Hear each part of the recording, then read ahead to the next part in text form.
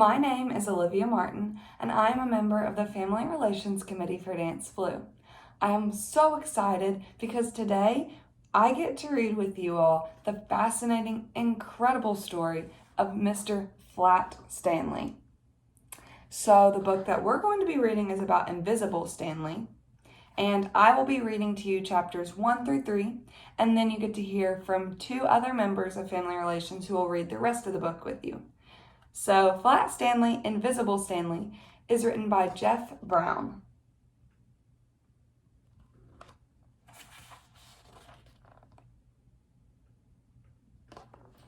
So we're going to begin with a prologue, which just gives you some background information, and it comes before any of the actual chapters in the book. Stanley Lambchop spoke into the darkness above his bed. "I can't sleep. It's the rain, I think." There was no response from the bed across the room. "I'm hungry too," Stanley said. "Are you awake, Arthur?" "I am now," said his younger brother. "You woke me."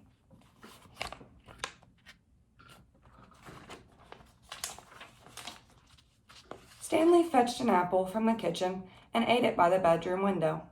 The rain had worsened. "I'm still hungry," he said. "Raisins, shelf," murmured Arthur, half asleep again. Crash came thunder. Lightning flashed.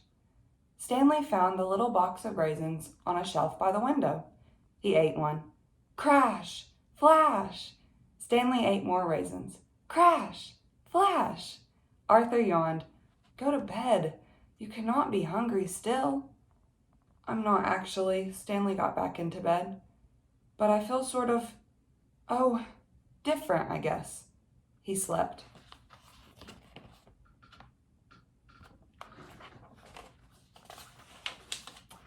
Chapter 1. Where is Stanley? "Breakfast is ready, George. We must wake the boys," Miss Lambchop said to her husband. Just then, Arthur Lambchop called from the bedroom he shared with his brother. "Hey, come here. Hey!" Mr. and Miss Lambchop smiled, recalling that another morning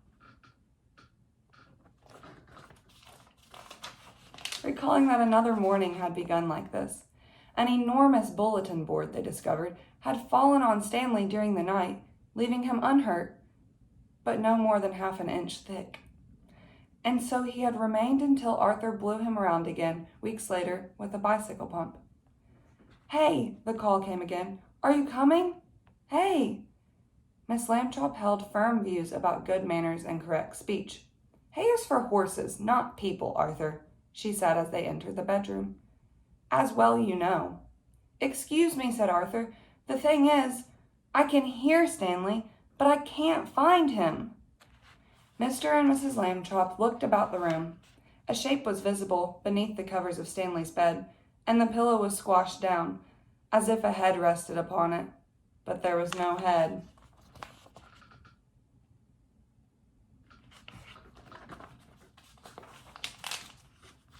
"Why are you staring?" The voice was Stanley's. Smiling, Mr. Lambchop looked under the bed, but only saw a pair of slippers and an old tennis ball. "Not here," he said. Arthur put out a hand, exploring. "Ouch," said Stanley's voice. "You poked my nose." Arthur gasped. Miss Lambchop stepped forward. "If I may?" Gently, using both hands, she felt about. A giggle rose from the bed. "That tickles!" "Oh my," said Mrs. Lambchop. She looked at Mr. Lambchop and he at her, as they had during past great surprises. Stanley's flatness had been the first of these. Another had come the evening they discovered a young genie, Prince Haraz, in the bedroom with Stanley and Arthur, who had accidentally summoned him from a lamp. Miss Lambchop drew a deep breath. "We must face facts, George. Stanley is now invisible." "You're right," said a startled voice from the bed. "I can't see my feet. Or my pajamas." "Darndest thing I've ever seen," said Mr. Lambchop. "Or not seen, I should say. Try some other pajamas, Stanley." Stanley got out of bed and put on different pajamas, but these too vanished, reappearing only when he took them off. It was the same with the shirt and the trousers he tried on next. "Gracious," Miss Lambchop shook her head. How are we to keep track of you, dear? I know, said Arthur, untying a small red balloon, a party favor, that floated above his bed. He gave Stanley the string to hold. Try this, he said. The string vanished, but not the balloon. There, said Miss Lambchop. At least we can tell approximately where Stanley is. Now let's all have breakfast. Then, George, we must see what Dr. Dan thinks of this.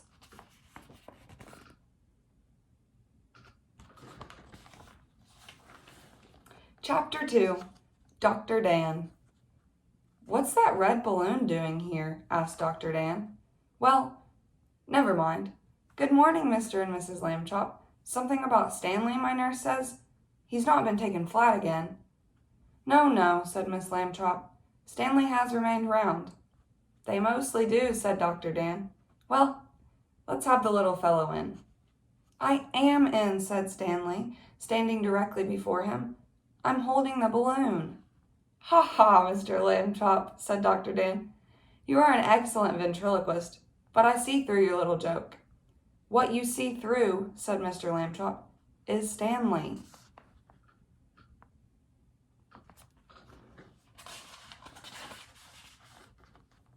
Beg pardon, said Dr. Dan. Stanley became invisible during the night, Mrs. Lambchop explained. We are quite unsettled by it. Headache? Dr. Dan asked Stanley's balloon. Throat sore? Stomach upset? I feel fine, Stanley said. I see. Dr. Dan shook his head. Frankly, despite my long years of practice, I've not run into this before. But one of my excellent medical books, Difficult and Peculiar Cases by Dr. Franz Gemeister, may help.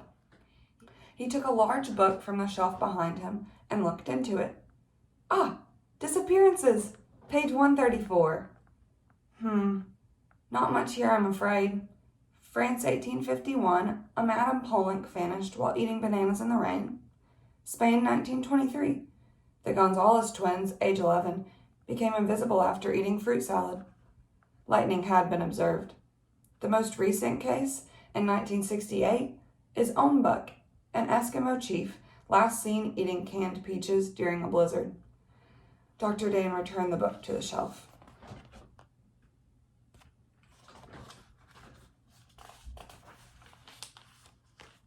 That's it, he said.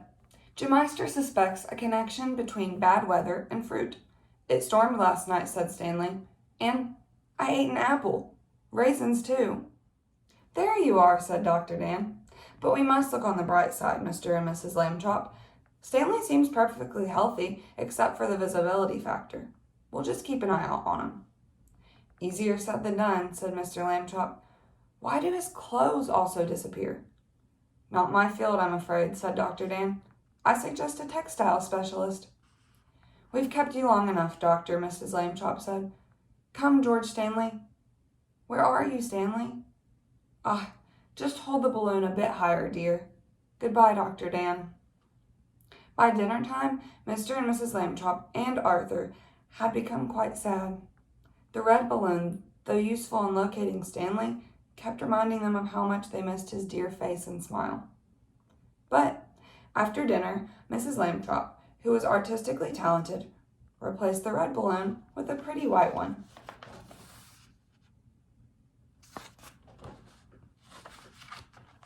She got out her watercolor paints. Using 4 colors and several delicate brushes, she painted on an excellent likeness of Stanley smiling on the white balloon. Everyone became at once more cheerful. Stanley said he felt almost his old self again, especially when he looked in the mirror. Chapter 3, The First Days. The next morning, Mrs. Lambchop wrote a note to Stanley's teacher, tied a stronger string to his balloon, and sent him off to school. Dear Miss Benchley, the note said, Stanley has unexpectedly become invisible. You will find the balloon a useful guide to his presence. Sincerely, Harriet Lambchop. Miss Benchley spoke to the class. We must not stare at where we suppose Stanley to be, she said, or gossip about his state. Nevertheless, word soon reached a newspaper. A reporter visited the school, and his story appeared the next day. The headline read, "Smiling Student. Once you saw him, now you don't." Beneath it were two photographs, a before and an after. The before, taken by Miss Benchley a week later, showed a smiling Stanley at his desk.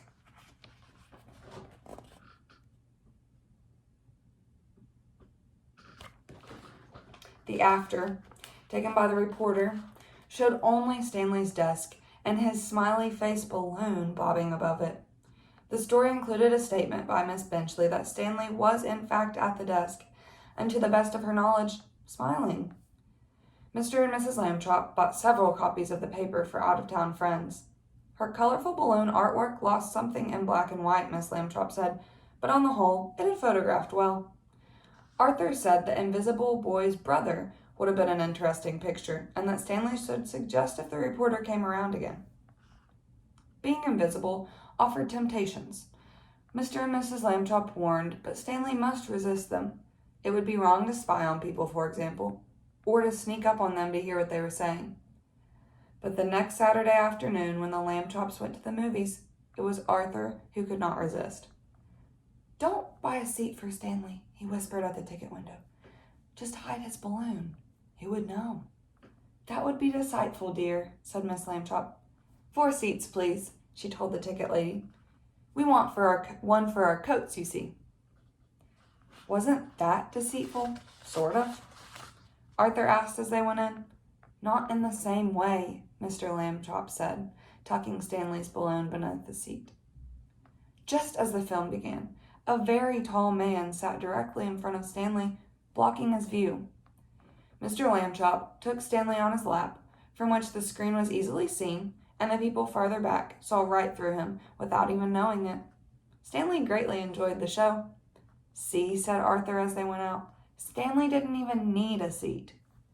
"You have a point," said Mr. Lambchop, whose legs had gone to sleep. So that is the end of Chapter 3, which means you get to hear from my friend Connor next, who will read you the next few chapters. But I had a blast getting to read this awesome book with you all, and thanks for tuning in.